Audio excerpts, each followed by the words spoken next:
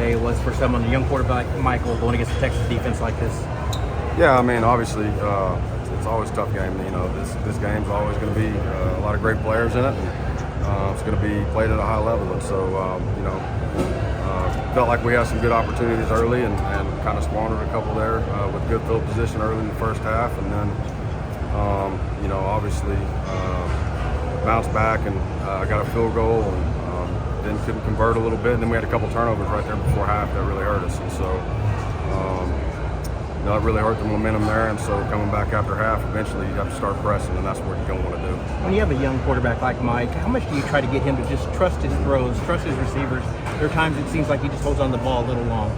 Yeah, it's trusting. A lot of different guys. There's a lot of young guys out there. It's not just Mike, and so again, we got to do a good job of making sure those guys stay comfortable, understanding what and how we're trying to accomplish, the execution part of things, the things that we do well throughout the week of practice. We got to carry that over into the games, and I think it's been inconsistent, and that starts with me. So I'll be the first to say it.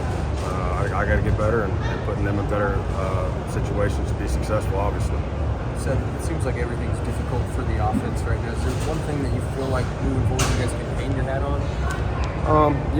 Again, there's some positive things throughout every game, but just not enough of them. And that's the biggest thing, is the consistency of overall execution. And again, it gets frustrating for everyone. And so, listen, it's a great group. They work extremely hard. Eventually, we all got to carry that execution over into the game plan. And on Saturdays, you got to be able to perform at a high level. And for whatever reason, we haven't been able to do that yet. But again, that's why you bounce back and come back and work hard to get it right. Seth, Texas size and physicality on defense, how much of a challenge did it make that for your guys to just get any consistency and footing today? Texas is a good football team, obviously, but you got to give them a lot of credit. You got to give them a lot of credit for who they are and the season they're having. But at the same time, we got to more so look at ourselves in the mirror and figure out what we need to do better, how we need to play at a higher level, and how we need to execute better. And so that starts tomorrow. That first drive, you guys called a timeout, and then that fourth down play, it looked like you guys were trying to decide to go for it, then rush the special teams unit on. Can you talk a little bit about what all happened there? Again, things happen in the game, and I'll let Coach Venables answer those questions. Seth, the lack of a downfield passing attack today, is that something Texas did defensively, or were there some missed shots from the guys? I think both. I think, again, they got a good defense, and they got good players, and we try to take some shots down the field and get our opportunities, and just didn't convert on something. Related to that, Seth, is you didn't have much out of the pocket either. Is that by design because of Michael's strengths, or is that just not being able to protect it? No, we getting out of the pocket. I thought we tried to get outside the pocket at times, and just and we made some plays outside the pocket. Again, there's a certain point in the game where you got to trying to start getting the ball downfield and start pressing a little bit. And, right now we just we got to do a little bit better job of putting them in situations to make sure they can make those plays in those situations.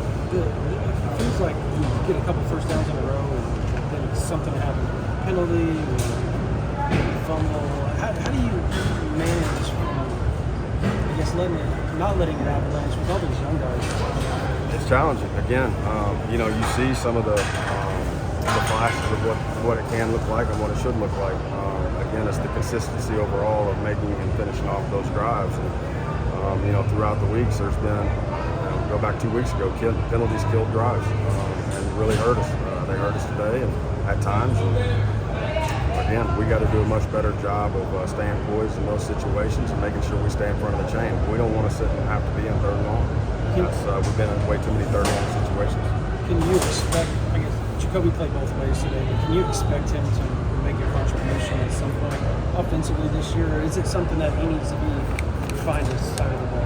I've been happy with Jacoby. He's been working extremely hard, getting over there and learning as much as he can in a short amount of time, which has been working extremely hard off. Obviously, still need him on the defensive side of the ball as well. So that's a very big challenge. But there's no doubt in my mind he's talented. He's a gifted athlete, and there's no doubt he can help us offensively. But again, the end of the day, I don't make all those decisions and let it go from there. But I thought he's doing some good things throughout the week of practice. How difficult is it to evaluate Michael given all the receivers he's down and kind of the state of the O-line? Like, we're not going to make it. We're never going to make excuses. He's not going to make them, and I'm not going to make them for him. Again, we got to perform at a higher level, no matter who's in there, whether it's if you're a senior or a true freshman. That's just part of the game. That's the circumstances we have. So as soon as you start making excuses for yourself, it's going to be a long road. And so we just got to get better. We got to continue to improve and have a toughness, a mental toughness about our team that you got to block out the outside noise and continue to focus in on the one day getting better week of preparation. How do you get that mental toughness and also finding that one receiver that you know you can count from game to game? I know you have a ton of injuries of your main guy. You just finding that one guy, you can depend on two guys. Again, I think it's offensive as a whole, to be honest with you. It doesn't ever come down to one guy. It's never going to. It's not going to come down to one position group. It's not going to come down to one player. You got to play well as a group. And, until we can consistently get that done, this is what we are. And so, again, that starts with me.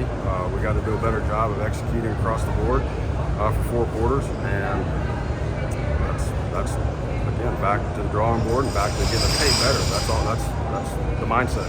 And that's how you build mental toughness. That's how you come out of these things, is sticking close together in that brotherhood, working hard together, having each other's back, and continuing to work hard. You threw some different wrinkles in today. Do you like the way that Michael's embraced that sprint draw concept, and is that something you can really build upon second half of the season? We'll see. Again, we were going to try to do some different things over the off week and try some different wrinkles. And, if you look back, as I watched the tape, and as I've kind of seen some of the tape, we didn't execute it great at times. At times we did. So it's definitely was a step in the right direction, but we'll kind of see. I think the biggest thing is with those young guys going out and finding the things that they really like, that they're really comfortable with, that they feel like they can execute at a high level, snap in and snap out, no matter what. Is trying to, that's trying to find that piece, and it's a fine line because,